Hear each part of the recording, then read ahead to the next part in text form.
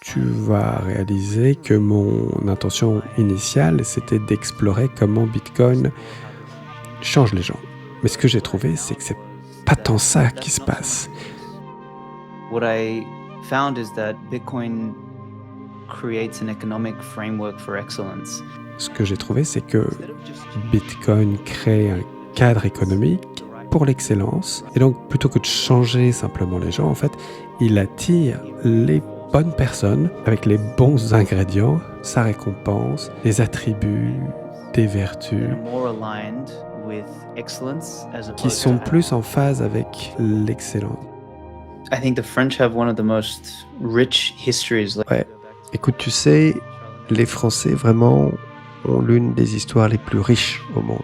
La beauté est l'idéal le plus élevé, chose qu'on a toujours su. Et c'est la raison pour laquelle l'Europe est si magnifique, même si c'est aujourd'hui un bourbier politique, socio-économique sans nom. Le monde entier vient en Europe pour admirer la beauté qui a été développée en Europe au fil des siècles. Et la France est réellement à l'épicentre de tout cela. Et le Japon conserve en lui une grande qualité de cohésion culturelle, où le respect, la loyauté, toutes ces vertus conservent beaucoup d'importance. Et c'est quelque chose vraiment d'assez unique. Et ça me fait toujours marrer lorsque les gens me disent « Non mais le féodalisme, c'était merdique, etc. » Non mais regarde un petit peu le dernier pays qui a été féodal. Regarde, en dépit de tous les problèmes, il conserve une cohésion structurelle impressionnante, même si les guerriers ont été décimés. Donc il y a vraiment quelque chose là.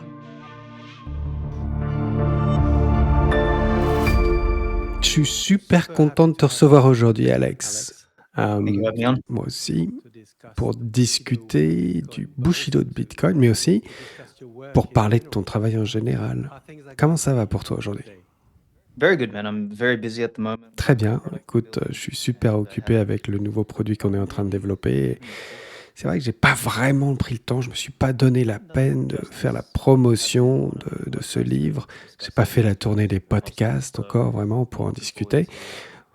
Et donc, j'ai hâte d'en discuter avec toi ici.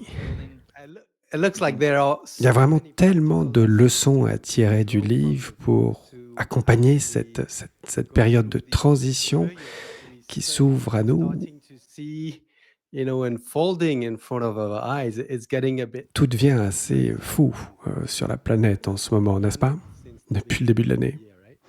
It is. It is.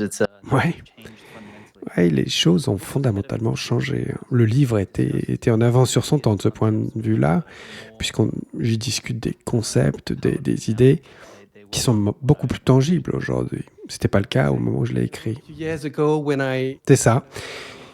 Il y a quelques années, peut-être en 2018, 2019, lorsque je me suis intéressé à ce livre, Le Force Turning, etc., je me suis dit, tiens, c'est intéressant, c'est une bonne hypothèse, etc. Mais aujourd'hui, on est au lendemain de l'annonce des politiques tarifaires de Trump et ça bouleverse le monde tout entier. C'est juste ce petit mouvement qui permet aux gens de réaliser à quel point le monde est en train de changer radicalement et qu'il faut se préparer à une reconfiguration du monde. Oui. I mean, the reconfiguration has been happening. Cette réconfiguration a lieu depuis un moment. Le moment le plus important est peut-être ce moment où il a évité la balle qu'il visait. C'était un moment pivot. L'élection de Trump, les tarifs, bon, tout ça, c'est lui qui est à l'œuvre pour accomplir ce qui lui semble être bon pour I l'Amérique. think a lot of people are angry about it. A lot of people. Pas mal de gens sont assez énervés à propos de tout cela. Chacun a son opinion. De toute façon, moi, mon opinion sur la chose, c'est que l'Amérique a la richesse, le pouvoir et la force et la culture Yeah, it's got the wealth, strength, power, culture necessary to ont requises pour se préoccuper d'elle-même en premier lieu avant de se préoccuper du reste du monde. C'est mon opinion. Puisque les États-Unis, en fait, se sont attachés à promouvoir la démocratie libérale à travers le monde, et ça a été une véritable perte de temps et d'effort. les États-Unis auraient pu prendre une avance beaucoup plus importante en se concentrant sur leur sort. Mais bon, ça c'est la géopolitique, c'est pas évident. These things are not easy to distill. C'est vraiment super de t'avoir, Alex. Parce que tu sais, moi, ça fait 3 ans que je fais ce podcast. En gros, je traduis ce que je considère être des textes assez fondamentaux pour comprendre les 1000 facettes de Bitcoin. Et donc, je le lis en français. Et pour une raison, je n'avais pas encore fait la lecture de ton texte, de ton travail. Bien que tu écrives beaucoup, je t'ai écouté. Je t'ai découvert sur un podcast avec John Wallis il y a quelques années. Et vraiment, ça m'a beaucoup intéressé. Tu m'as beaucoup intéressé parce que tu as partagé pas mal de ta trajectoire de vie que j'ai trouvée assez touchante, assez émouvante. Et puis, j'ai vu qu'on avait pas mal d'intérêts en commun. Et donc, il était grand temps que je lise ton travail. Donc, j'ai traduit et lu quelques extraits de ce livre, de Bushido of Bitcoin, principalement la partie introduction. Ça permet de mettre en avant un petit peu ton intention, ce que tu as cherché à faire dans ce livre. Mais tout cela, c'est grâce à mon ami Yamari. C'est quelqu'un qui réside à Saint-Malo. Tu sais, c'est en France. Tu connais la France? Passed through France, I was in Annecy, and Je suis allé à Annecy Strasbourg as et à well. Strasbourg aussi. Places that I've been. Voilà les deux lieux que j'ai visités en I France. haven't been around enough Ah, to know c'est pas suffisant. Annecy is beautiful. Annecy, c'est super. Mais là, c'est de l'autre côté, vraiment. Ça fait face à l'Atlantique. Saint-Malo, c'était une ville de pirates, de corsaires. Ces gens ont leur propre culture. Tu sais, ils positionnent leur drapeau au-dessus de celui drapeau français. Et donc, cet ami Yamari qui a mis en place le Meetup Bitcoin à Saint-Malo, eh bien, il faudra que tu le rencontres la prochaine fois que tu viens en France. On fera en sorte que tu découvres cette ville qui va sans doute t'inspirer parce qu'elle a vu naître des penseurs libéraux, de grands commerçants. Tu vas clairement y trouver beaucoup d'inspiration. Et donc, Yamari m'a dit, il faut vraiment que tu lises le travail d'Isaïe, vraiment. Et je savais bien que tu avais écrit une série de textes à propos de ces remnants. Alors, je dois te dire que moi, ça me disait pas grand-chose, cette histoire de remnant. Et même quand je traduisais ce terme en français, ça ne me disait rien du tout. En fin de compte, j'ai lu le texte, je l'ai traduit, on a fait un épisode là-dessus, et c'était génial. Particulièrement parce que Yamari avait insisté à ce que l'on prenne en compte en fait toute l'analyse que tu avais réalisée dans cette série des Remnants. Et on a trouvé ton analyse véritablement pertinente, très utile pour transposer cet enseignement du travail d'Isaïe dans le contexte qu'on vit actuellement et dans notre expérience de Bitcoiner. Voilà, c'est comme ça qu'on a décidé de t'inviter pour discuter du Bushido de Bitcoin. Et voilà ce qui explique ta présence aujourd'hui. Merci encore d'avoir accepté cette invitation. And I'm very happy to be here. Thank you. Très content d'être ici. So what I've done. Ok, donc ce que j'ai fait jusqu'à présent dans le podcast, je crois que j'ai fait un job à peu près correct pour présenter la singularité de Bitcoin, pourquoi et comment ça améliore la monnaie, pourquoi ça bouleverse la société, Society, why it's shifting the balance of. en quoi cela modifie le rapport des forces entre l'individu et le collectif. Il y a une chose vraiment sur laquelle j'ai toujours voulu insister, j'ai voulu aborder comment Bitcoin nous change de l'intérieur, individuellement et collectivement. Et ça, c'est le genre de truc que toi, vraiment, tu abordes. Ces aspects de vertu, de moralité que Bitcoin nous encourage à adopter. Et le Bushido de Bitcoin est un outil fantastique pour explorer, creuser un petit peu ces questions et puis pour nous guider dans ce processus de transformation qui est à l'œuvre et qui doit se produire pour naviguer cette période difficile qui se présente à nous. Yeah, I mean, to sort of also. Ouais. Donc tu dis que tu as juste abordé le début du livre, c'est ça? Ouais. Ok. Quand tu vas parcourir le livre, tu vas réaliser que mon intention initiale, c'était d'explorer comment Bitcoin change les gens. Mais ce que j'ai trouvé, c'est que c'est pas tant ça qui se passe. What I found is that Bitcoin creates an economic framework for excellence. Ce que j'ai trouvé, c'est que Instead of just changing Bitcoin crée un cadre économique pour l'excellence.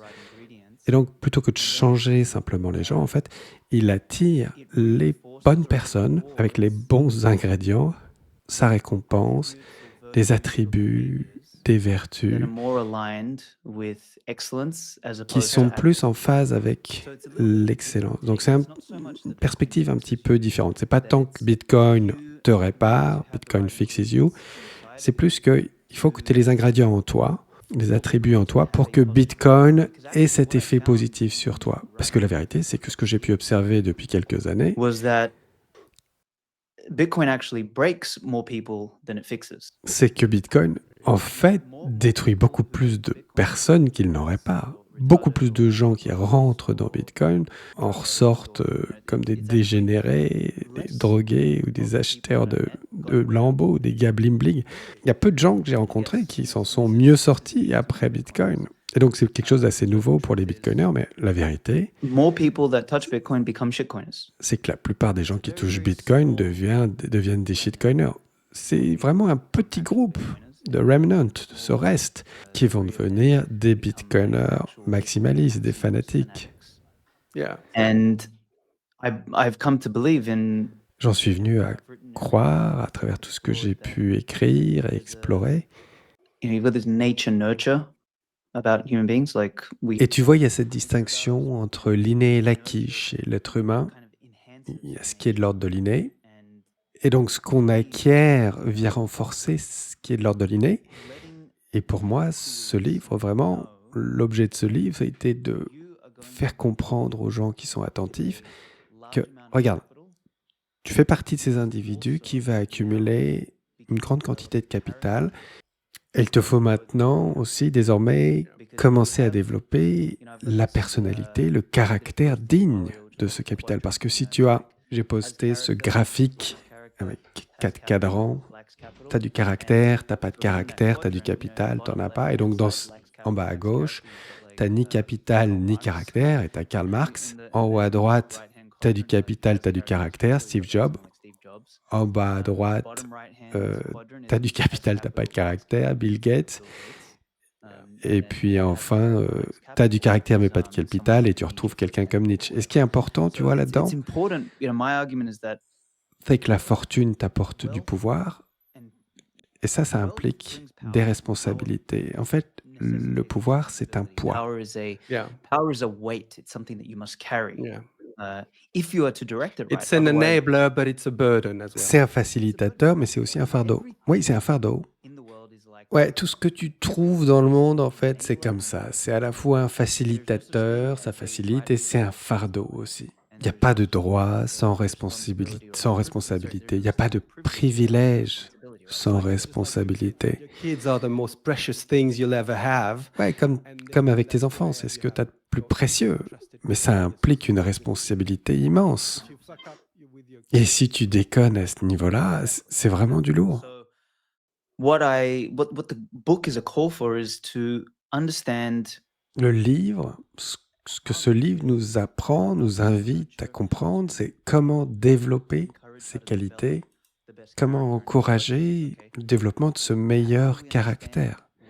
Et puis ensuite, comment définir ce qui est le meilleur caractère. C'est pas Alex qui va te dire comment tu dois être, etc. C'est pour ça que j'utilise le mot Bushido, parce que le Bushido, c'était un code de vertu féodal japonais.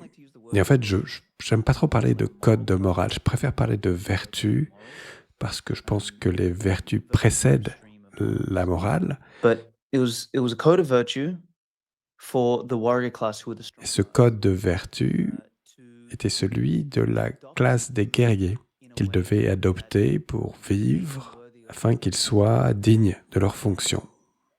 Je voulais extrapoler ça aux personnes dont j'imagine qu'ils vont porter maximum de capital, les bitcoiners.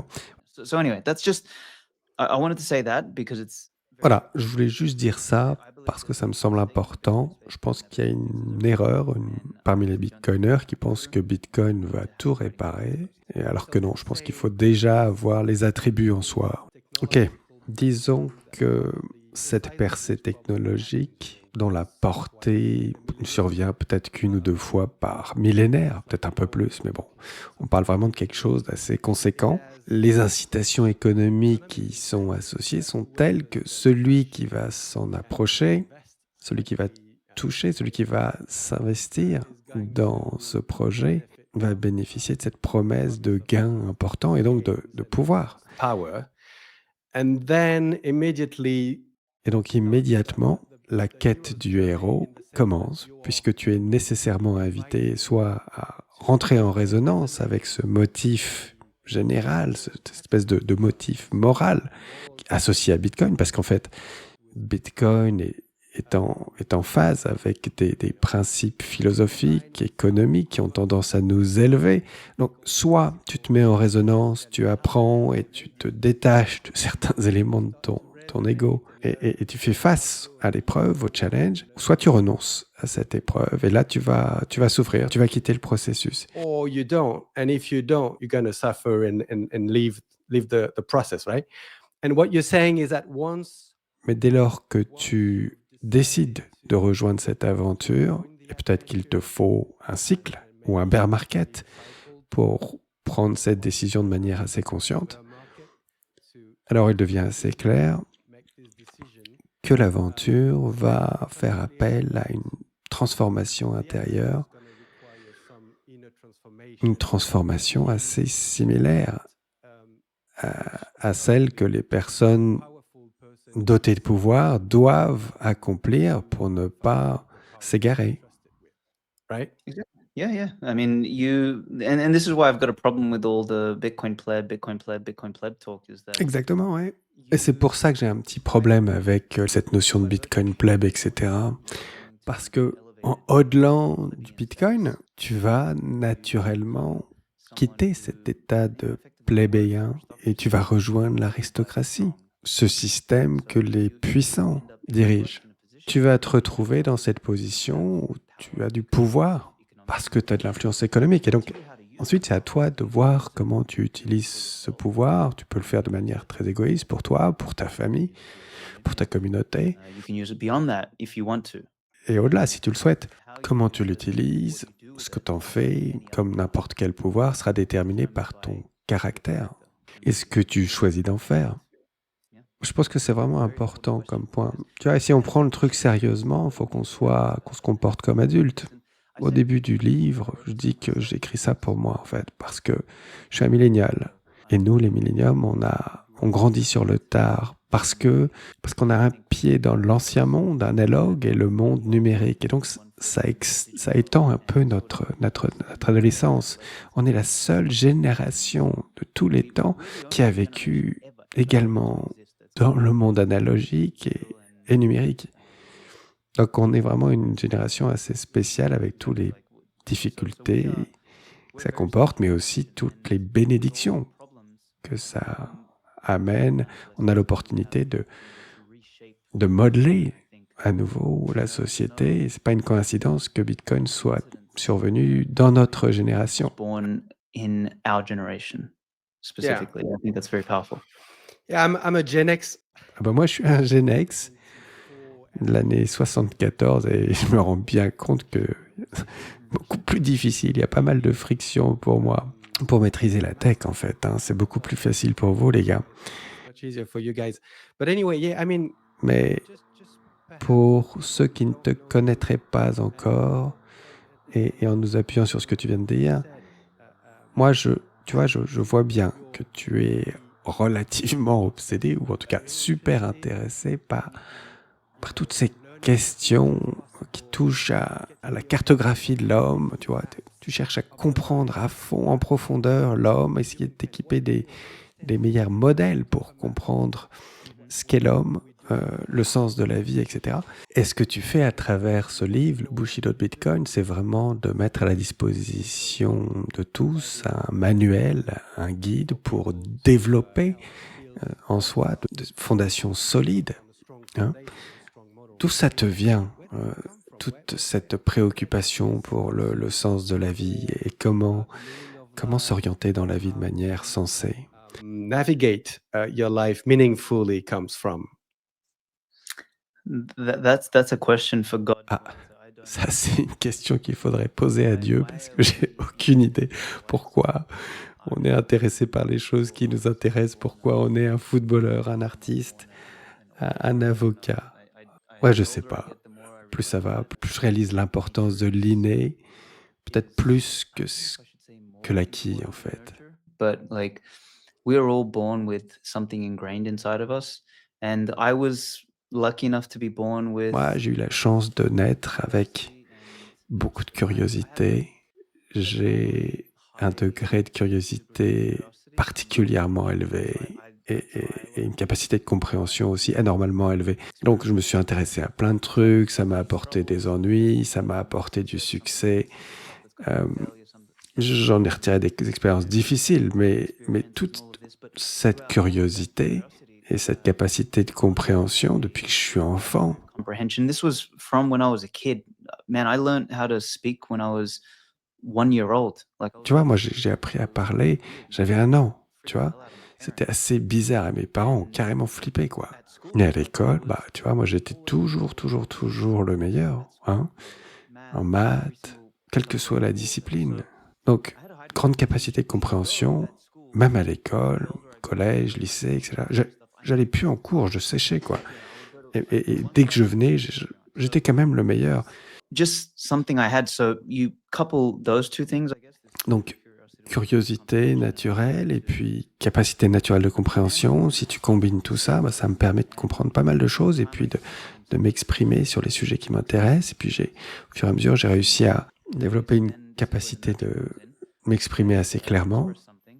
Et donc, je reçois du feedback de la part des gens et cette boucle de feedback bah, écoute, m'encourage à développer ces qualités innées. Et donc, je me développe, etc.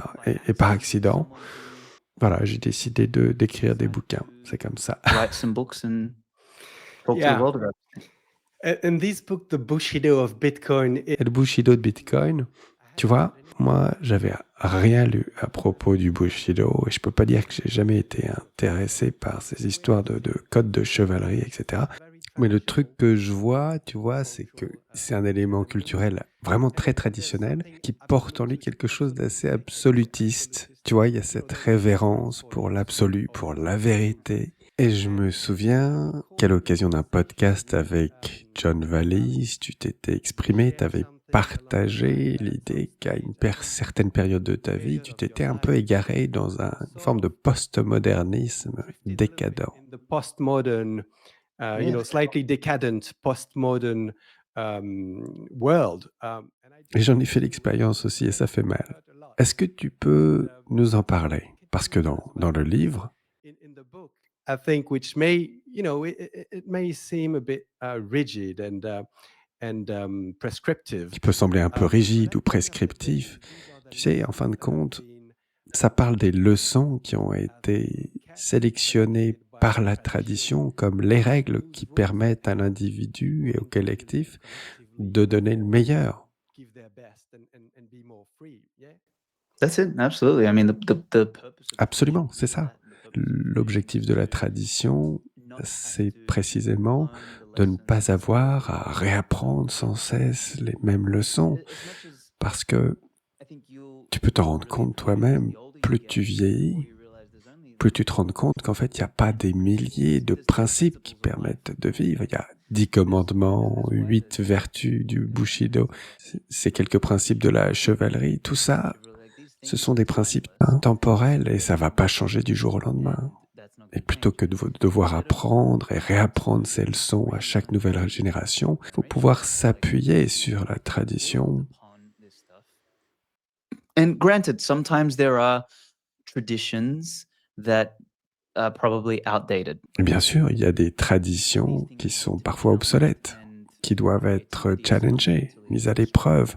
La créativité, c'est fondamentalement un processus destructeur parce que dès lors que tu bâtis quelque chose de nouveau, tu détruis quelque chose d'ancien, le plus souvent.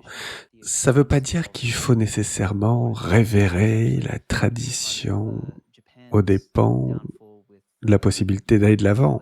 Et bien sûr, c'était une des difficultés du Japon pendant l'époque féodale, où ils se sont vraiment refermés, se sont fermés à tout développement technologique, et donc ils étaient beaucoup trop indexés, beaucoup trop portés sur la tradition, alors que l'Europe l'était moins portée, moins fixée, figée sur la tradition. Il y avait toujours ces éléments de la féodalité, mais ils se sont donné les moyens de construire, de se développer.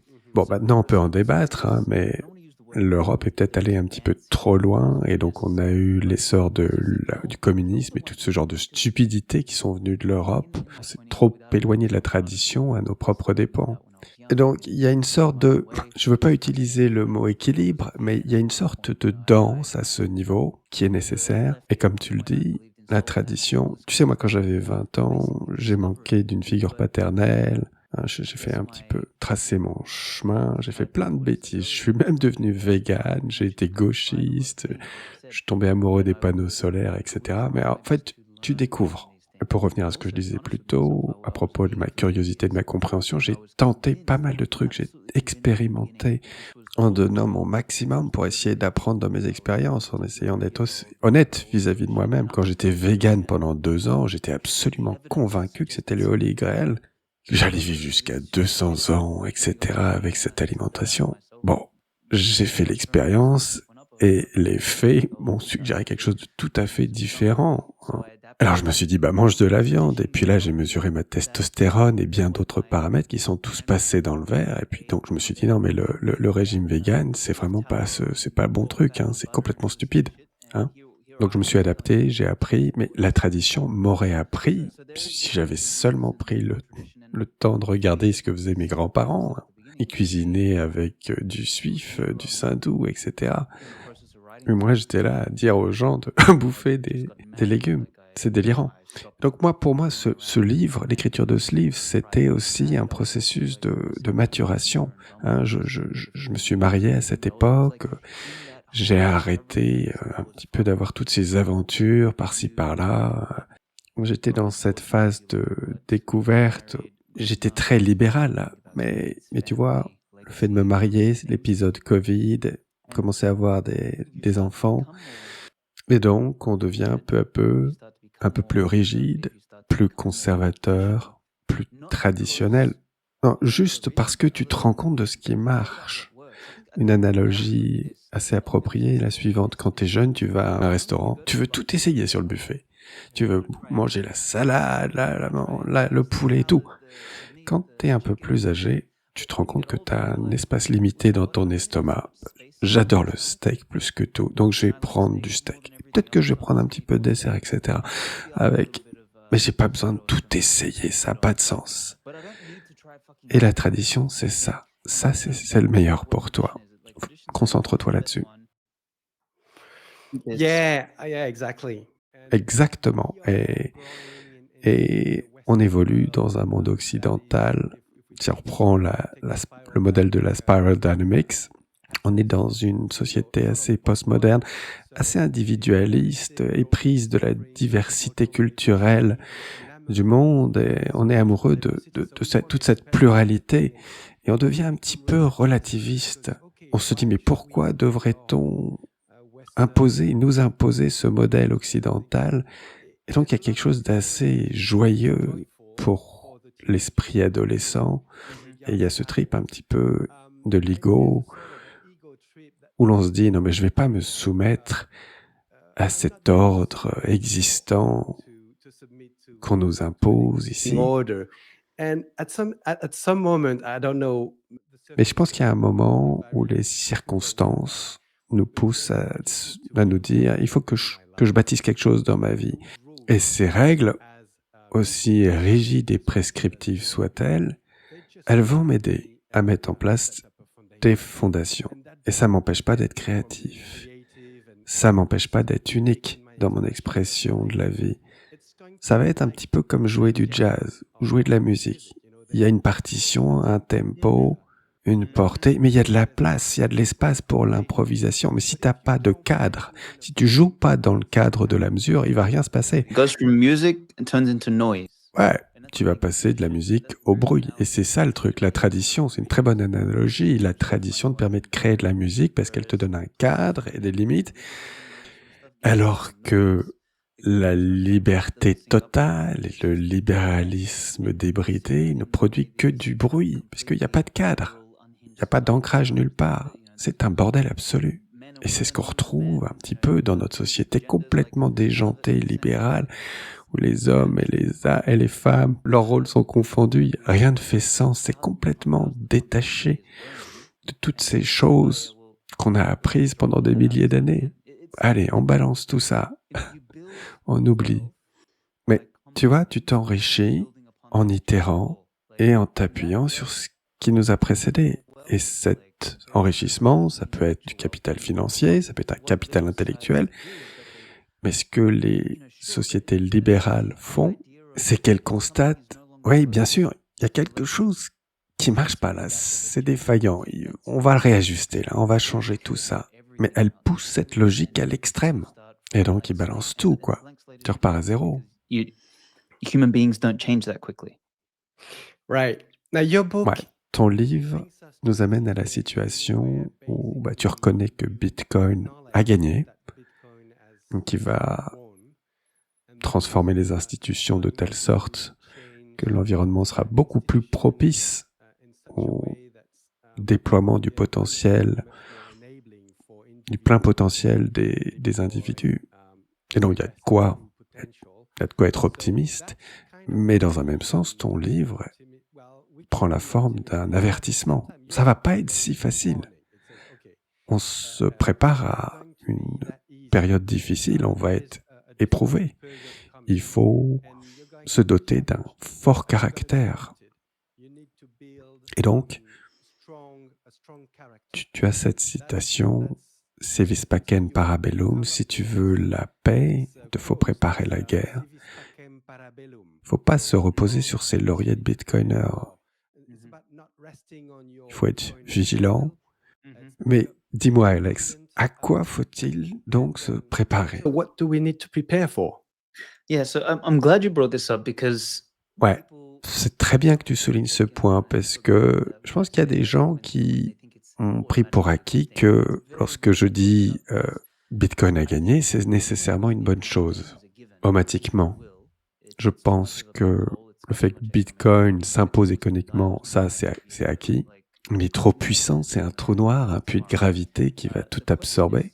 S'il devait mourir, il serait mort il y a 5 ans. La question, c'est qu'est-ce qui se passe quand Bitcoin gage? Et ça, c'est la question importante à laquelle il faut répondre. Bitcoin peut l'emporter économiquement parlant, mais que se passe-t-il si tous les gouvernements se l'approprient et que ceux qui le détiennent sont des gros débiles? C'est pas la situation qu'on veut. Qu'est-ce qu'on a gagné dans cette situation, hein? Bah rien. L'autre scénario, c'est celui où le monde entier explose à cause d'un leadership défaillant. On détruit la culture et on détruit tout. Mais les gens ont tendance à oublier que Bitcoin mesure la richesse. C'est pas la monnaie qui est la richesse, ce sont les biens et services, etc. Donc si on crame tout le monde, si tout s'écroule, Bitcoin va peut-être s'imposer, mais s'il n'y a plus rien à mesurer, il va juste descendre. Si tu ramènes tout le monde au niveau de développement de l'Afrique, ce sera une régression. Et dans une telle situation, je m'en fous de savoir si Bitcoin a gagné. On régresse. Donc pour moi, c'est le truc le plus important. Ok, Bitcoin a une gravité économique énorme et tout le monde va converger vers Bitcoin. Ça, c'est le process. Mais c'est là aussi, tu vois, où je m'oppose aux accélérationnistes. Tu sais, tous ces gens qui te disent « Non, mais il faut réduire les banques centrales et les bureaucrates en cendres, cramer tout ça. » Alors, t'es un idiot. Parce que Bitcoin, comme je disais, Bitcoin n'est pas la richesse, ça représente de la richesse. Donc, c'est très important pour nous de comprendre. Et donc, la question que je pose est comment on arrive à contenir cette destruction? Et c'est à partir d'hommes forts qui se bougent le cul, quoi. Et donc voilà pourquoi je suis de moins en moins libertarien à mesure que j'écris ce livre, parce que leur position est très défensive, très peu impliquée, tu vois. Ne me piétinez pas. je m'implique pas dans la politique parce que les politiciens sont tous corrompus, sont tous des idiots. Ok, je suis d'accord avec toi, ce sont tous des idiots, mais si tu adoptes cette posture, tu laisses un vide. Et qui va l'investir, ce vide? Bah, ce sont les parasites. And that's You why need we're to running. engage in the game, yeah. If you You want to have make to a engage in the difference, you game. need to engage. Yeah, yeah. You have to engage in the game. And the biggest thing that we have done over the last. Et donc, il faut s'engager. Ouais, il faut s'engager dans le jeu. Et la plus grande erreur que les hommes forts ont commise dans les dernières années, c'est de laisser les parasites prendre le pouvoir et gérer ce navire et l'éclater. On n'est vraiment pas bien engagé. Et donc, il faut réparer tout ça, redresser le cours des choses. Et comme tu dis, Bitcoin will win, in my opinion, economically. Bitcoin va l'emporter économiquement, mais nous aussi, il nous faut gagner culturellement pour que cette victoire ait du sens. Et c'est là où, dans le livre, j'ai recours à cette expression où j'explique que je ne suis pas un optimiste, je suis un optimiste contrarian. Un pessimiste voit un futur qui sera pire. Moi, je considère que le futur peut être meilleur, mais je suis suffisamment anticonformiste pour déclarer que ce ne sera ni simple ni facile. On n'aura pas un truc, ouais, Bitcoin va gagner, et allez, c'est la fête. Non, l'IA va nous sauver tous, ou la singularité technologique va survenir. Non, pas du tout. Le futur n'est pas garanti. J'ai le courage d'envisager une meilleure version du futur, mais je pense qu'il va peut-être falloir traverser l'enfer pour y parvenir, et pour cela, il va falloir développer le caractère, les vertus pour cette confrontation. I mean, we can see it. Bitcoin is bringing transparency. Oui, c'est ça, Bitcoin apporte de la transparence au système monétaire, ça ouvre les yeux des gens qui prennent conscience de cette spoliation massive qui a eu lieu depuis des siècles. C'est pas juste Bitcoin, les réseaux sociaux, les médias indépendants sont aussi l'illustration d'une quête de vérité de plus en plus prégnante. Il y a de plus en plus de gens qui sont à la recherche de plus de vérité. Il y a de plus en plus de possibilités de gagner en discernement dans un monde qui, précédemment, nous exposait à vraiment un nombre de narratifs, de discours très limités, très réduits. Aujourd'hui, on a le choix. And this is a big fight. Et ça, c'est un combat important, un combat crucial, parce qu'il va y avoir un maximum de résistance de la part de ceux qui ne veulent absolument pas qu'on fasse la lumière sur leurs agissements. Ça va être une période de conflit, comme tu dis, et dans ton livre, tu fais mention du terme interrègne, cette phase transitoire. Est-ce que tu peux l'expliquer? Yeah. So Oui. Donc, interregnum basically means period between. l'interrègne, c'est cette période entre deux règnes, entre deux rois, entre deux dirigeants. Et nous sommes dans cette période entre le fiat, le paradigme fiat et le paradigme Bitcoin. À un moment donné, on se retrouve dans un paradigme Bitcoin. Et là, on est entre les deux. And right now we are in the middle of both paradigms. We are in the middle of and it's not only the two different financial paradigms. C'est pas juste des paradigmes financiers, puisqu'ils sont associés à des paradigmes sociaux. On passe d'une culture plus libérale à une culture plus conservatrice. Donc, il y a ces différences, avec des différences sociopolitiques aussi, qui ont largement été évoquées dans le Sovereign Individual. On a parlé de l'évolution, du retour sur la violence, de ce rapport des forces entre l'individu et le collectif. C'est la structure de la société tout entière qui change, qu'on ne peut plus extraire la richesse des gens aussi facilement. Et ça, c'est vraiment un impact important de Bitcoin. Donc, il y a tous ces changements gigantesques qui sont à l'œuvre. You said the magic word earlier is conflict. Et tu as énoncé ce mot magique, le conflit. Et là, c'est un point sur lequel je suis en désaccord avec pas mal de gens que je juge naïfs sur ce point, qui considèrent que l'accélération technologique va tout résoudre et que ça va nous conduire vers un monde sans conflit. Et ça, c'est complètement débile. Parce que on est tellement éloigné de cette réalité que ça en est presque... C'est pas drôle du tout. On va avoir beaucoup de conflits dans les 1 ou 2 décennies à venir, comme on n'en a jamais eu. Ça sera peut-être pas kinétique comme type de conflit, parce que le coût d'une telle guerre est trop élevé, mais ce sera sans doute un conflit intellectuel, culturel, économique, toutes ces sortes de conflits. Economic conflict, all these sort of conflicts. Like Yeah. we are certainly far away from peace. On est très très loin de la paix. En plus, aussi longtemps qu'il y a des êtres humains sur la planète qui ont des préférences et des opinions différentes, il y aura du conflit. There's going to be conflict. Conflict is a standard.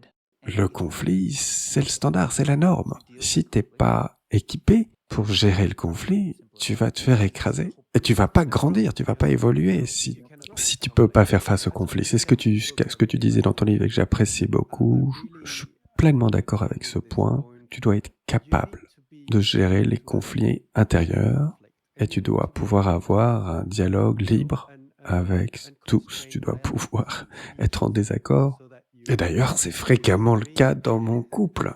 On est souvent en désaccord, mais j'ai la certitude que mon épouse veut le meilleur pour moi, et réciproquement. Et c'est ça qui me pousse à essayer de comprendre ce qui va pas, à lâcher prise un petit peu sur certaines facettes de notre ego, et puis à progresser, à mûrir, à devenir un homme meilleur.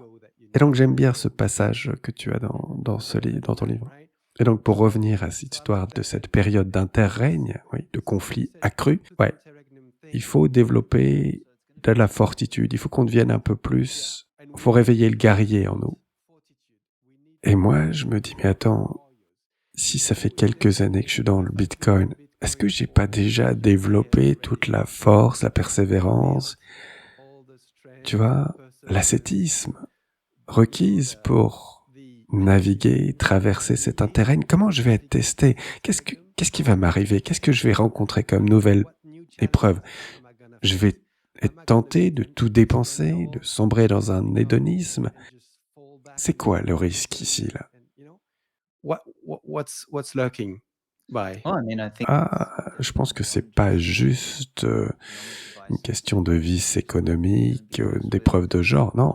Tu vois, toi, t'as un podcast, là, tu deviens quelqu'un de public, là. who knows in 5 years, like Qui sait, dans 5 ans, est-ce que ces podcasts vont venir te hanter parce que les gens vont venir te reconnaître? Je touche du bois, j'espère que ça va pas t'arriver. Pour moi, c'est pareil, tu vois, je suis une personne publique, je parle de moins en moins de Bitcoin ces derniers temps parce que je me dis, attends, 2 minutes. Est-ce que j'ai vraiment envie qu'on sache tout ça, que ça tombe dans le domaine public? Dans 5 ou 10 ans, lorsque je rentre dans un aéroport, qu'il y a des gens qui m'interpellent, « Hey, t'as pas 10 000 $ là? Hein? » Non. Non, mais attends, t'as cette fraise là, dans ton cerveau là. Tiens, on va te lobotomiser. Ce genre de truc. Tu vois, il y a beaucoup de risques et de dangers qu'on n'a pas vraiment considérés. Et c'est ça le problème. Le challenge avec l'interrègne, ce que les gens sous-estiment, c'est que durant une telle période, il y a différents paradigmes qui s'affrontent, différentes règles qui s'appliquent dans différents paradigmes. Et par conséquent, tu as différentes règles, normes, technologies qui s'affrontent et qui ne se marient pas entre elles. Et donc, and when there's confusion, dans un tel état de confusion, de conflictualité accrue, il y a beaucoup plus de chances de se faire arnaquer, voler, gruger, tuer. C'est beaucoup plus facile de nous manipuler. Et en fait, la surface de conflictualité est beaucoup plus vaste. Et il faut qu'on soit préparé à cela, mentalement, psychologiquement, physiquement. Ouais. Et le truc, c'est qu'il y a une section dans ton livre qui s'appelle « Un guerrier dans le jardin », où tu dis « C'est bien mieux d'être un guerrier dans un jardin qu'un jardinier en temps de guerre ». Et je me dis, sommes-nous vraiment dans un jardin? Parce qu'on est véritablement bombardé de désinformation, on fait l'objet d'opérations psychologiques constantes. Tu vois, moi, mes enfants, probablement, ce sont les seuls. En tout cas, il n'y a pas beaucoup d'enfants dans leur classe qui ont la possibilité de contempler différents points de vue. Ils sont pas complètement lavés du cerveau. Et quand on voit le développement de l'IA, toutes ces choses, effectivement, les attaques vont être de plus en plus intelligentes et difficiles à repousser. Même pour des gens assez lucides et connaisseurs de ces de ces risques. Pretty aware of these things, right? They will be, yeah. Bien sûr, ce sera le cas. C'est pour ça que j'avertis les gens, et plus je vieillis, plus je le pense. C'est pas que je suis pessimiste, en fait, je suis vraiment optimiste contrarien. Je reconnais que les percées technologiques, etc., peuvent être positives, mais peuvent porter des conséquences très négatives. Et ça dépend vraiment, tout dépend du caractère de l'individu et du caractère de cet ensemble de personnes qui s'approprient de ces technologies. With these Yeah. technologies and everything like that. And that's never going to change. That's never going to Et change. ça va Until pas we changer. become humans. Et ça va jamais changer. Tant qu'on est humain, tu sais, moi je suis un humaniste maximaliste et je considère qu'on est vraiment l'espèce la plus développée, l'apex. On a été créé à l'image de Dieu. J'ai totalement foi dans notre capacité à l'emporter, à être victorieux, mais je suis conscient que on n'a rien sans livrer un combat. Yeah. Yeah, the war, as you say, the war is probably not going Ouais. to be kinetic for most Comme of tu us. dis, la guerre va Living in sans doute Western pas être Europe, kinétique North pour la America, plupart d'entre nous, qui résidons en Europe de l'Ouest ou en Amérique du Nord. Ce sera sans doute une guerre différente, une qui requiert de développer une force de caractère. you insist on Et dans ton livre, tu insistes sur l'importance summoning, d'invoquer, embodying d'incarner the, l'archétype the du warrior guerrier. archetype, C'est ça? Est-ce que tu peux right? nous en parler de cet Can you tell us archétype? about this? Parce que si je comprends bien, Warrior archetype. l'ensemble de ton livre I understand est une that sorte the de whole manuel idea sur is la manière guiding d'activer how ces caractéristiques, ces attributs de l'archétype du guerrier qui, traditionnellement, historiquement, à travers toutes les cultures, fait l'objet d'un rituel de passage, un processus qui permet aux jeunes hommes à devenir des adultes mûrs. young man to become a strong adult. Et on a perdu un petit peu tous ces rites de passage. No, we still have rituals, but these days, Non, a non, lot of the modern on a encore rituals, quelques rituels, mais les rituels modernes, go to school tu vois, tu vas à l'école pendant 12 ans, tu te fais lessiver du bulbe par des profs qui en ont pas grand-chose à foutre de toi. Ensuite, tu vas à l'université, nouveau lessivage du cerveau par des profs qui en ont rien à foutre. Après, tu bois de l'alcool, tu cherches à bâtir, construire, développer ta carrière, et tu t'épuises toute ta vie au travail. On a des rituels modernes très faibles, très pathétiques, comparés à ces rituels du passé qui permettaient de forger des hommes et des femmes.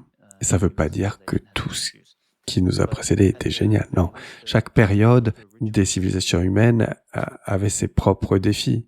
Mais ce qu'on peut dire au moins, c'est que les rituels anciens prenaient en compte, dans une plus grande mesure, les différences entre les hommes, les femmes et leurs forces respectives. Et pour répondre à ta question concernant l'archétype du guerrier, I think of the warrior almost like the white blood cell. je considère le guerrier presque comme les globules blancs dans le corps de l'être humain.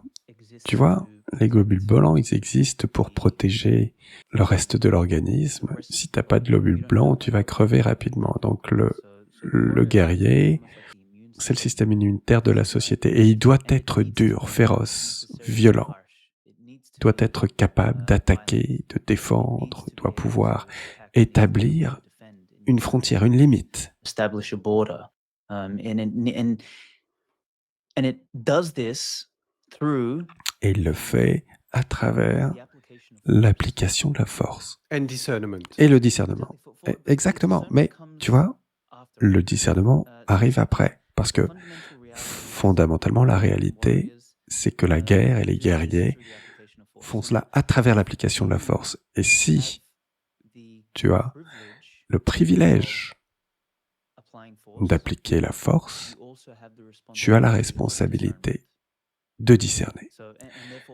Et donc, comment développes-tu ce cadre moral pour l'application de la force? Voilà pourquoi les cultures du passé, les grandes cultures du passé ont toujours développé un code de vertu pour leurs guerriers. C'est le Bushido, le code de la chevalerie dans l'Occident. Donc, quand je pense à l'archétype dans le monde moderne, c'est comme si on avait remplacé l'archétype du guerrier par l'archétype du soldat. Et la différence entre les deux est que le soldat est comme un descendant du guerrier, mais c'est plus quelqu'un qui suit les ordres simplement. Moi, il y a moins de capacité d'action, oui, moins de capacité d'action, c'est ça. Less agency. Agency is probably the better word, exactly. Mhm. Et donc là où le guerrier est une personne dotée d'une grande capacité d'action qui choisit, Whereas a soldier is lower agency who is told, right? le soldat a une moins grande capacité d'action et il suit les ordres.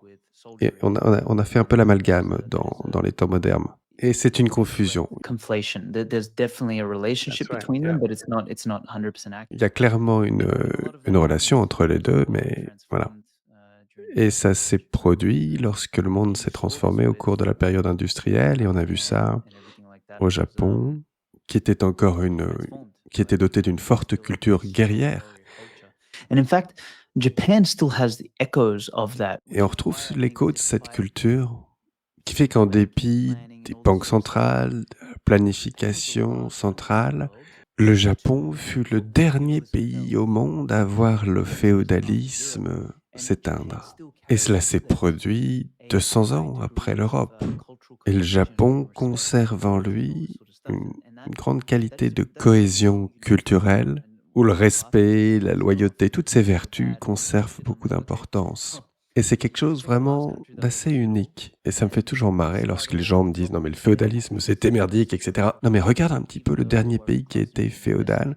Regarde, en dépit de tous les problèmes, il conserve une cohésion structurelle impressionnante, même si les guerriers ont été décimés. Donc il y a vraiment quelque chose là. Pour revenir à notre point concernant l'archétype du guerrier, bien sûr, il est désespérément manquant, il a été dégradé depuis des siècles, depuis que le monde a évolué.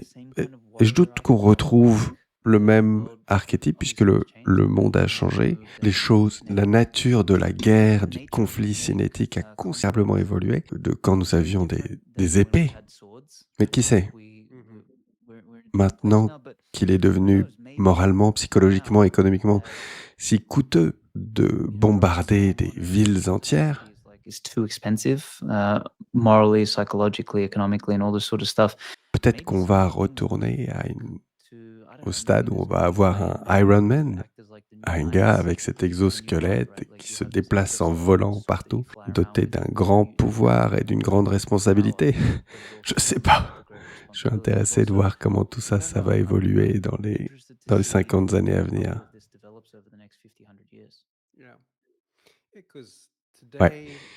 Parce qu'aujourd'hui, en France ou au Canada ou je ne sais où, quelles sont les modalités, quelles sont les circonstances que l'on peut trouver dans la société pour activer l'archétype du guerrier?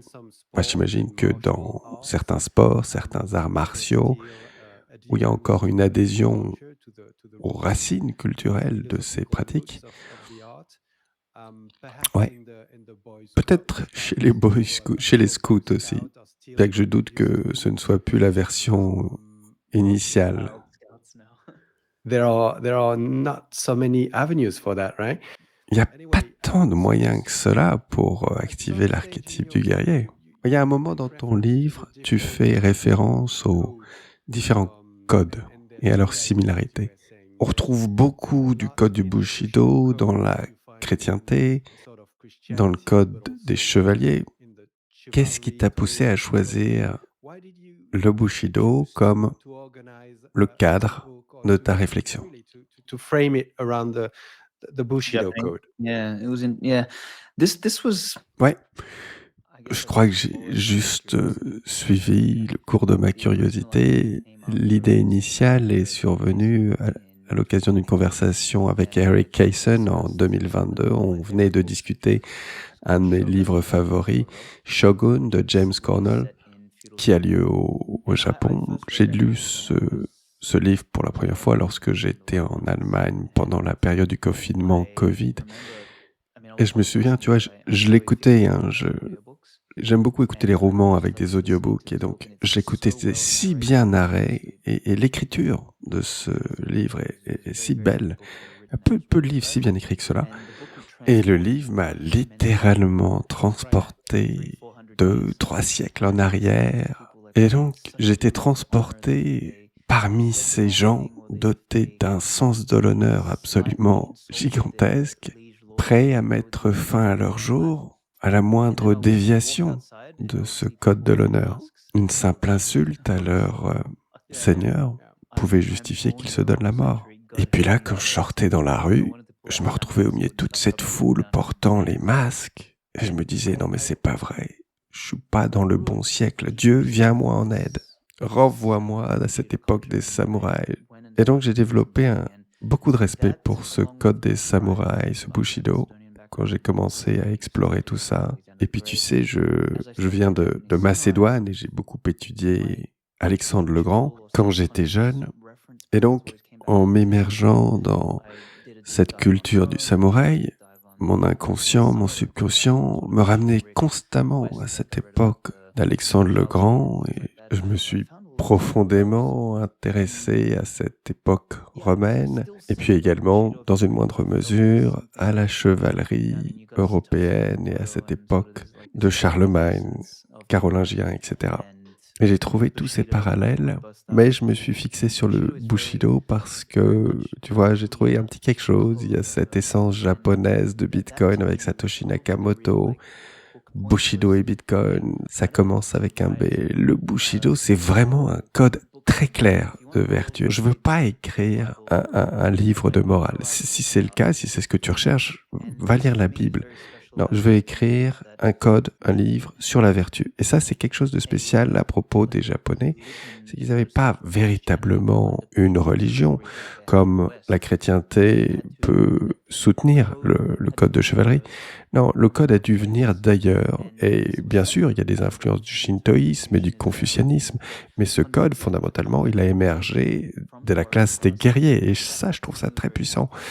Bon, tout ça, je voulais juste dire que, en fait, c'est ma curiosité qui m'a amené à ça. Et je crois que j'ai fait un bon choix. La chevalerie de Bitcoin, ça sonne pas terrible.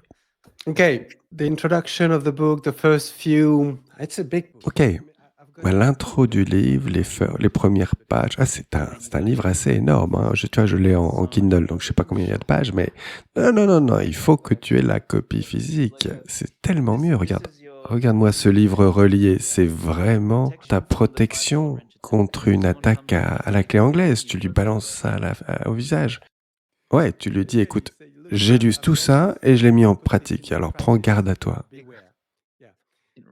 Ok, on a discuté des raisons qui t'ont poussé à écrire ce livre, on a parlé du contexte, la nécessité pour chacun, pas juste les bitcoiners, de faire appel à cet archétype du guerrier pour se préparer aux temps troubles qui vont venir et qui vont durer quelques années, quelques décennies peut-être. Et ensuite, le livre devient très pratique en décrivant 10 vertus, en s'inspirant, en faisant référence à beaucoup de cultures pour véritablement expliquer les différentes facettes de chaque vertu. And then it sort of also provides some guidance on how to build those virtues, Et right? puis le livre nous guide sur comment développer ces vertus, de manière très pratique. Et il y en a une d'entre elles sur laquelle je voudrais qu'on se concentre à ce stade, c'est la responsabilité, dont tu dis que c'est probablement la vertu la plus critique et la plus négligée dans notre société. You say responsibility was and always will be the most. Et tu écris, la responsabilité a été et sera toujours l'attribut humain le plus mature et le plus évolué. On ne sort de l'enfance et on entre dans l'âge adulte que lorsqu'on prend ses responsabilités. Pourquoi est-ce que la responsabilité est si fondamentale? Pourquoi c'est vraiment le pivot qui permet de débloquer les autres vertus et de donner accès à plus de liberté? Ouais, Quand j'étais plus jeune, j'étais vraiment épris de la liberté, un maximaliste de la liberté. Je voulais la liberté de faire ceci, cela. So many phases of like, more sort of liberal Je suis passé mindedness. par des phases diverses et variées. Et quand t'es jeune, c'est OK.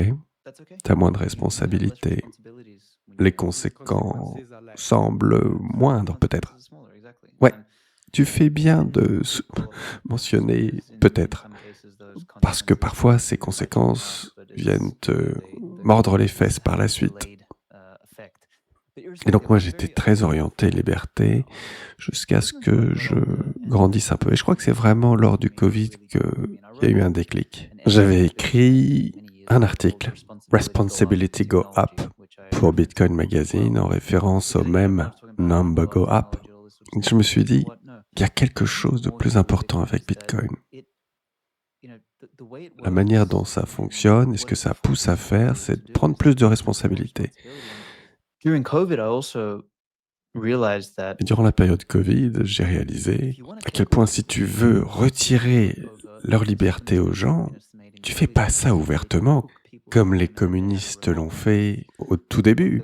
Ils ont confisqué aux gens leur liberté et ça a provoqué une révolte. Ce que les communistes des temps modernes ont fait, et ils l'ont exécuté à merveille, c'est de confisquer nos responsabilités l'une après l'autre. Et lorsque tu abdiques tes responsabilités, tu abdiques ta liberté, ta capacité d'adaptation, ta capacité d'action, au prétexte qu'ils font ça pour te protéger. Ouais, c'est ça. La sécurité, le confort, la protection. Et là, j'ai eu le déclic. J'ai vu tout ça pendant le Covid, lorsque les gens ne prenaient pas leurs responsabilités. Tout ça, ça a germé lors d'un podcast que j'ai fait avec François Pouliot sur le podcast Wake Up Call, les Remnants, et on a parlé de cette histoire de patate chaude de la responsabilité. C'est toujours la responsabilité des autres, que ce soit la pression monétaire, le Covid, les vaccins, le masque, c'est toujours la responsabilité des autres. somebody else's problem, it's not my problem. And that to me is extremely immature. And I think the modern world is fundamentally Et de mon point de vue, c'est complètement immature et le monde moderne est devenu cet espace où on ne sait plus qui est responsable de quoi. Et la démocratie a ce problème parce qu'on donne à chacun une voix. La responsabilité s'en trouve tellement dispersée, hein, c'est réparti de manière tellement superficielle, en fin de compte. Tu vois, dans une monarchie, tu sais qu'en fin de compte, la responsabilité, en fin de compte, c'est le roi.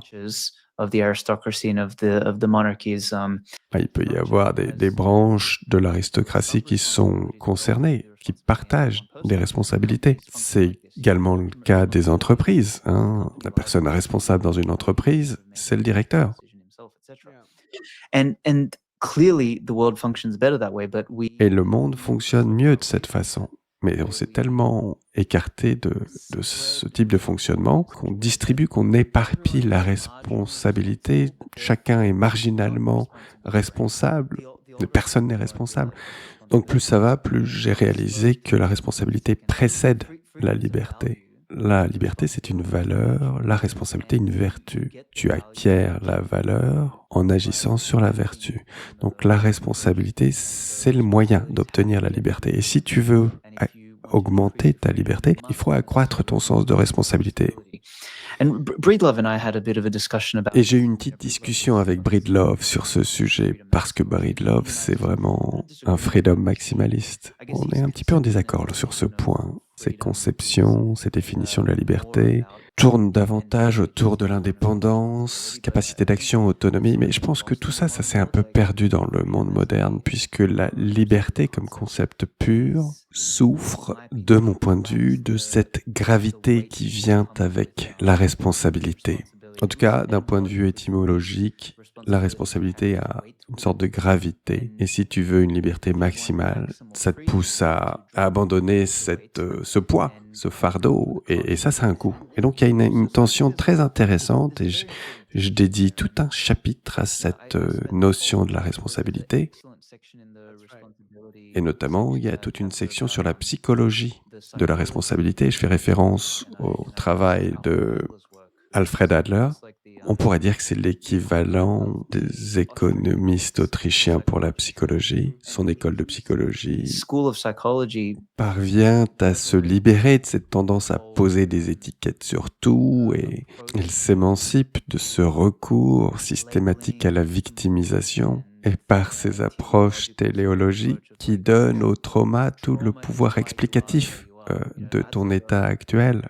Alors qu'Adler déclare « Non, non, non, non, le trauma, c'est une chose, mais c'est pas le nœud du problème. Chacun doit faire face à des difficultés. C'est pas tant le trauma que notre réponse à ces circonstances qui importe. » Et ça, c'est de nature à redonner leur responsabilité aux individus à nouveau. Et donc, je pense que oui, il y a cette section du livre est très puissante, très importante. Ouais, tu parles de dépression d'ailleurs, qui n'est pas une condition externe, mais le résultat de notre propre réponse à des événements tragiques, qui vont survenir dans notre vie. Un profond sentiment de perte absolument désespérant qui va totalement plomber ton équilibre hormonal. Et donc tu vas te retrouver comme au fond du trou pendant des semaines et des mois. Mais c'est ton attitude face à cette situation, et j'en ai fait suffisamment l'expérience pour savoir de quoi il est question. Lorsque tu es dans une dépression, parfois tu es complètement plombé, tu ne vois plus rien, tu es complètement dans l'obscurité. Mais la vie te procure beaucoup d'opportunités de refaire surface, de rejoindre la réalité, de prendre la décision d'embrasser la vie à nouveau. Mais donc, je suis sensible à cette réalité que dans un état de dépression profond, tu ne vois absolument rien. Tu es complètement plombé. Un peu comme dans l'enfer de Dante, il n'y a pas de chemin, il n'y a pas de retour. Mais si tu persévères, si tu nourris cette intention de t'en sortir, la vie va te procurer des opportunités de t'en sortir complètement inimaginables. But the opportunity for redemption will come. Des opportunités de rédemption, véritablement. Et cela demande, dans un premier temps, de reconnaître que je ne suis pas la victime et que je suis responsable, dans une certaine mesure, de ce qui m'arrive. I think that's an important point, yeah. C'est un point important. Ouais, tu dois être le héros de ta propre aventure. Cette idée que quelqu'un va venir te sauver, peut-être que tu seras chanceux et quelqu'un viendra t'aider, mais and someone does, but maybe with someone coming to save you, it actually creates a dependence. peut-être que cette personne qui va venir te sauver va créer une dépendance. Il y a cette personne que j'ai rencontrée il y a un certain temps qui m'a invité à participer à ce groupe, à ce cercle d'hommes. Ça faisait un moment qu'il insistait.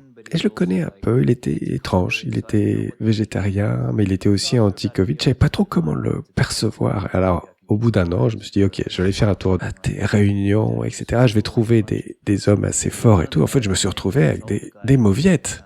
Et donc, je me souviens, il y avait cette personne un peu plus âgée, là, qui soudainement a éclaté en sanglots en déclarant que la seule chose qu'il voulait, qu'il attendait de la vie, c'était enfin pouvoir compter sur une figure paternelle, pas tant pour lui indiquer la nature de ses problèmes, mais plutôt pour s'en dégager. Alors, j'ai commencé à le regarder, je me suis dit, Jésus-Christ, c'est pas ça l'objectif. C'est pas un cercle d'hommes. C'est un truc de gamin. C'était vraiment pas rigolo. Et donc, je suis parti à la moitié de la réunion, je pouvais pas supporter parce que ça me semblait totalement inutile. Être un homme, c'est porter le fardeau de la responsabilité, le poids des choses. Les hommes sont récompensés pour leur capacité d'action.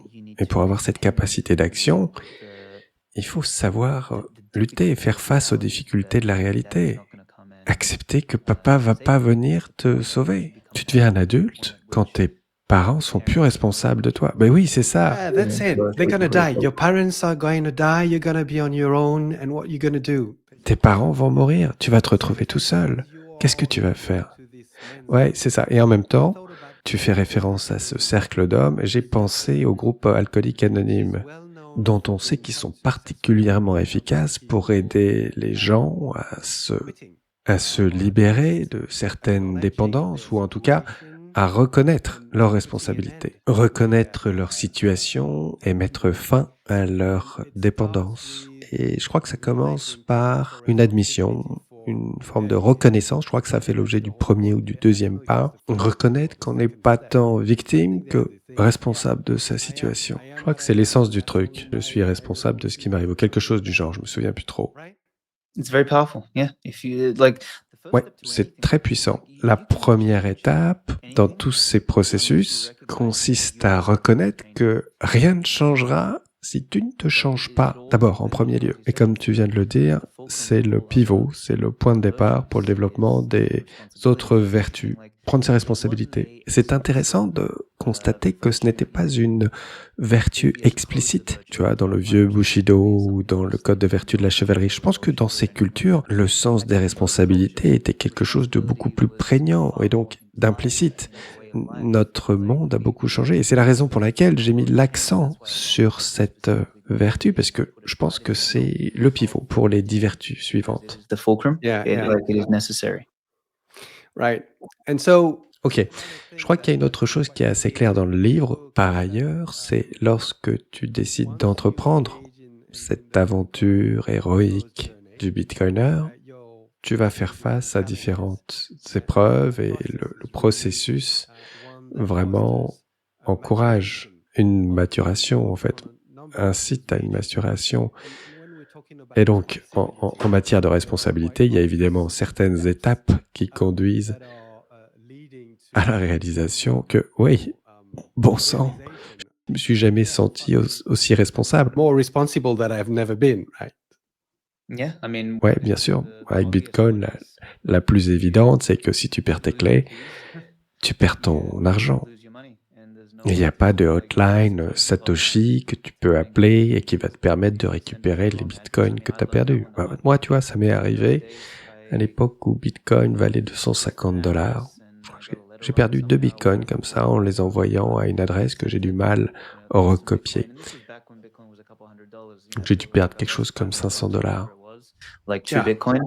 And like it pissed me off so much. Et tu vois, ça m'a tellement énervé. Ça m'a vraiment enseigné, tu vois, c'est pas un jeu. On n'est pas là pour rigoler. C'est pas comme ton compte bancaire où la banque est responsable de ton argent, pas toi. Et donc, l'argent appartient à la banque, elle t'appartient pas. Et donc, t'es pas complètement libre de faire ce que tu en veux parce que t'en portes pas la responsabilité. Et donc là, pour moi, ça a été vraiment assez tôt un apprentissage. Si t'es quelqu'un de responsable, ou si t'as les ingrédients ou le désir de devenir plus responsable, Bitcoin va te forger dans ce sens. Je connais pas mal de gens qui font cette expérience avec Bitcoin et qui veulent pas du tout adopter un cadre de vie, un cadre de responsabilité de ce genre. Ils disent non, moi je me barre, c'est pas pour moi ça. Et ils en arrivent à détester Bitcoin pour cette même raison. Hating Bitcoin for that same reason. Yeah. Ouais, c'est une trajectoire de vie assez singulière. Si j'en reviens à ce que tu disais au début de la conversation, Bitcoin, c'est quelque chose avec lequel on résonne ou pas. C'est pas pour tout le monde. Et il y a une chose qui est assez claire pour moi, c'est qu'il y a des milliers de manières de s'épanouir dans la vie en restant à l'écart de Bitcoin. Il y a tant de beauté dans le monde, tant de belles choses à faire que, ouais, si jamais tu embrasses Bitcoin, il y a cette notion de responsabilité qui va te coller à la peau. C'est complètement prégnant à travers ta vie. Quite pregnant in your life, right? And the problem is that you're sort of imposing it to. Et le problème, c'est que d'une certaine manière, tu l'imposes aux gens, à tes proches, à ta famille, qui n'ont pas choisi cette vie. Hein? Ils n'ont pas choisi leur père. Alors l'épouse choisit son mari, mais elle ne savait pas nécessairement qu'il allait devenir un bitcoiner. Tu vois? Yeah, it's my wife and I joke about that all the time. She's like, if Ouais, je vois bien. Ma femme et moi, on plaisante souvent à ce sujet. Elle me dit, tu sais, si tu meurs, je vais paumer tous les bitcoins parce que je sais pas les utiliser. Je crois qu'on approche de la conclusion de cette super conversation. Y a-t-il des notions, des messages que tu as envie de transmettre à l'audience qui est très largement francophone? Ça sera traduit en français. Tu sais, on traverse une période pas facile. On va pas dans le bon sens, hein. On est dans une société assez décadente. Le leadership est assez absent. On dépend en bonne partie du leadership européen, qui est pas génial du tout. Et il n'y a pas tellement de vision pour le futur de notre nation, y compris pour l'Europe, hein. C'est pas clair du tout. Donc, quelle sorte de message souhaiterais-tu partager avec nous? Man, I think the French have one of the most rich histories. Like, Ouais. you go back to, Écoute, tu sais, les Français vraiment ont l'une des histoires les plus riches au monde. On pourrait revenir au Charlemagne, aux Carolingiens, aux Mérovingiens, qui ont établi la fondation après la chute de l'Empire romain. Il y a une histoire si riche, si puissante, dont je pense que si tu es une personne française, que tu lis ton histoire, tu peux t'en sentir fier. Plus que n'importe quelle autre race européenne, vous avez vraiment été à l'initiative de la mise en place des fondations de l'Europe moderne.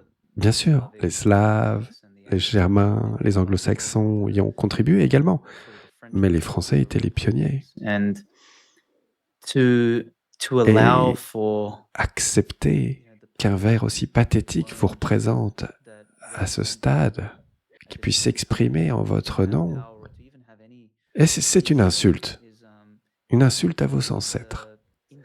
Et j'attends avec impatience que le français fort, bon, s'élève et s'oppose. Et bien sûr, je peux étendre ce discours à tous les Européens, puisque je pense que l'Europe, de mon point de vue, parce que je pense fermement que l'Europe est le berceau de la civilisation. On a répandu la civilisation à travers le monde. Ça s'est pas passé dans l'autre sens, bien sûr.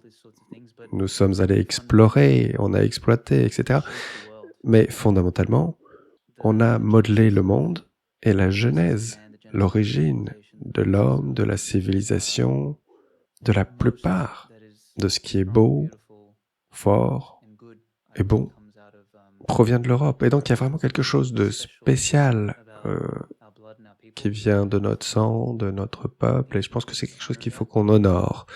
Et si Bitcoin est un outil qui peut nous permettre d'honorer cela et de nous permettre de recouvrir cette beauté, cette force et cette bonté dans le monde, il faut qu'on l'utilise. Le truc avec Bitcoin, c'est pas juste d'en accumuler et de ne rien faire avec, et de parler de number go up, etc. sur Twitter. Non, il faut utiliser ce capital pour restructurer le monde, le remodeler, afin de créer un futur qui nous élève, tu vois. Et c'est d'ailleurs l'un des appels à l'action que j'ai vers la fin du livre, où j'explique que notre mission en tant que Bitcoiner, c'est de plier l'arc de l'éternité vers le bien et vers le beau. Il y a un chapitre supplémentaire à la fin du livre qui constitue un extrait de la deuxième partie du Bushido de Bitcoin. Je vais écrire un deuxième livre l'année prochaine, la métaphysique de la guerre et de la beauté, et j'en donne un premier aperçu à la fin du Bushido de Bitcoin. Et ça parle de comment la beauté est l'idéal le plus élevé, chose qu'on a toujours su. Et c'est la raison pour laquelle l'Europe est si magnifique, même si c'est aujourd'hui un bourbier politique, socio-économique sans nom. Le monde entier vient en Europe pour admirer la beauté qui a été développée en Europe au fil des siècles. Et la France est réellement à l'épicentre de tout cela. Et donc, pour conclure là-dessus, il nous incombe à tous ceux qui écoutons cette émission, tous ceux qui ont le capital pour faire des changements dans le futur, c'est à nous de prendre la responsabilité de conduire ce changement. C'est magnifique, Alex. Ça fait plaisir à entendre. Merci beaucoup. Ton bouquin, c'est vraiment un livre de chevet exceptionnel. Il se prête vraiment à ce type de lecture, la manière dont il est structuré, parce qu'il y a tellement de vertus dont tu peux t'imprégner, dont tu peux méditer avant de te coucher. Et donc j'encourage vraiment chacun à acquérir une copie du livre. Et puis surtout, je t'encourage à venir nous rendre visite en France. Contacte-moi.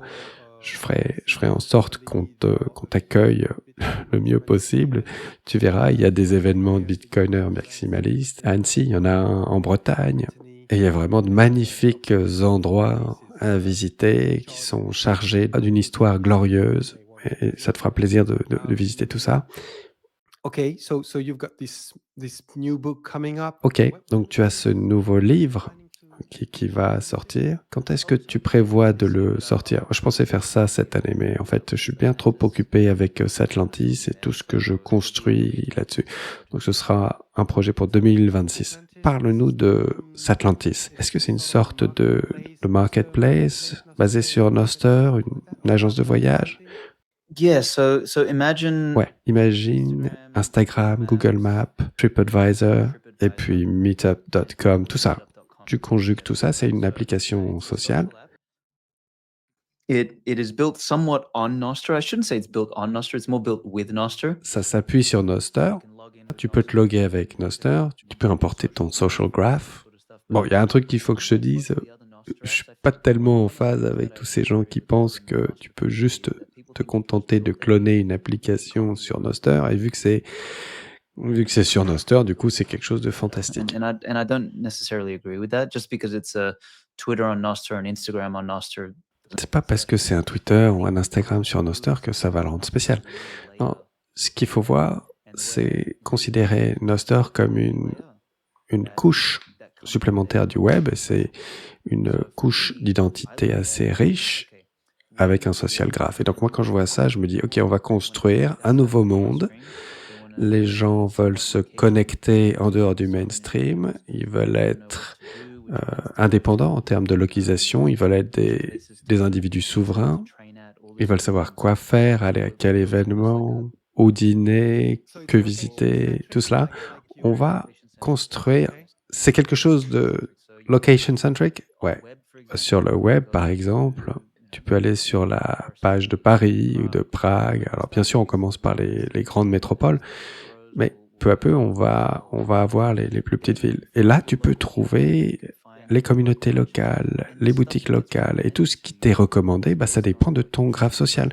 Donc, si tu viens au Brésil pour la première fois, tu sais pas où aller dîner, aller à quel gym ou je ne sais quoi, parce que tu me suis et qu'on a des centres d'intérêt qui se rapprochent, eh bien, on va te proposer des endroits qui sont appropriés pour toi. Et donc, ça reproduit le dynamisme d'une application sociale avec l'inventaire, le registre d'une travel app. Donc c'est une idée assez novatrice, un énorme projet, et on a beaucoup travaillé là-dessus, on pense le publier. Je me consacre à ce projet à 100%. But that's where 99% of my effort is going right now, and everything else is secondary. Et il y a des endroits où on peut trouver des infos là-dessus. Il y a moyen de se familiariser un petit peu avec ça? Oui, bien sûr. C'est déjà possible de tester l'alpha. Il faut aller à satlantis.io, satlantis.io. Et donc, si tu es déjà un utilisateur de Noster, tu peux te loguer avec tes clés. Si tu es sur le web, tu vas utiliser avec une extension. Et dans quelques semaines, on va publier l'application mobile. Et si t'es pas sur Noster, bah tu peux, si ça t'intéresse pas trop l'aspect Noster, bah tu peux te loguer avec un email ou un password. Tu auras quand même un compte Noster, mais t'as pas besoin d'extraire tes clés toi-même. Et donc c'est à la fois pour les normies et puis pour les utilisateurs de Noster. Donc c'est plutôt pour des gens qui sont en mouvement, hein, des nomades ou des bitcoiners qui voyagent. Ouais, c'est plus pour des gens qui bougent, des nomades ou des gens qui développent des communautés locales. Donc l'idée c'est que si tu l'utilises pas pour le voyage, tu peux l'utiliser pour recenser toutes les meilleurs spots, les meilleurs endroits dans ta ville. Et donc par exemple tu me disais, si je viens de te rendre visite, au lieu que je te demande quel est le meilleur endroit pour aller dîner, qu'est-ce que je peux faire, etc. Tu peux avoir ta propre collection, ta propre liste de tes endroits qui te plaisent, et puis tu peux m'envoyer cette collection, cette liste. Et j'ai pas besoin de t'ennuyer. Et donc ça marche très bien pour les communautés, et puis pour les gens qui sont plutôt nomades. Et pour ces derniers, ils peuvent rejoindre des communautés partout dans le monde. Et pour les autres, ça leur permet de développer une présence et puis des communautés locales. And how are you going to manage to onboard? Ok. Et comment vas-tu réussir à onboarder les non-bitcoiners, ceux qui sont pas nomades, ceux qui sont des pre-coiners, ceux qui sont ni dans Nostr, ni dans Bitcoin? J'imagine que tu as un procédé assez fluide. Ouais, tu peux te loguer avec un email et un password et tu sais même pas que tu es sur Nostr, mais par derrière, tu es connecté au réseau Nostr. Magnifique. Magnifique d'utiliser cette couche d'identité. Il y a quelques jours, on discutait avec Pierre Corbin qui développe PayWithFlash, ce processeur de paiement basé aussi sur Nostr. Alex, ça a été fantastique de discuter avec toi. J'espère qu'on aura l'occasion de parler à nouveau, de se rencontrer. Again, your book, where shall Ton bouquin, où est-ce qu'on peut se le procurer? Le mieux, c'est sans doute d'aller sur bushidoofbitcoin.com. Alors, regarde le trailer. Est-ce que tu as regardé le trailer? Non. Oh mon Dieu. Il faut absolument que tu vois ce trailer et mets tes écouteurs. C'est génial. Donc, regarde le trailer et ensuite tu verras, il y a un lien pour l'acheter sur Amazon. C'est sans doute ce qu'il y a de plus simple. Il y a aussi une édition spéciale qui n'est pas disponible sur Amazon. Une super impression avec un papier plus épais, des couleurs, c'est magnifique. C'est quelque chose d'assez exclusif que tu peux acheter en Bitcoin. you certainly do a lot of beautiful things. I mean, Tu fais des choses magnifiques. Il y a aussi le Time Magazine, le Bitcoin Times, qui est vraiment quelque chose de magnifique. Non seulement les articles sont excellents, mais l'objet lui-même est très bien réalisé.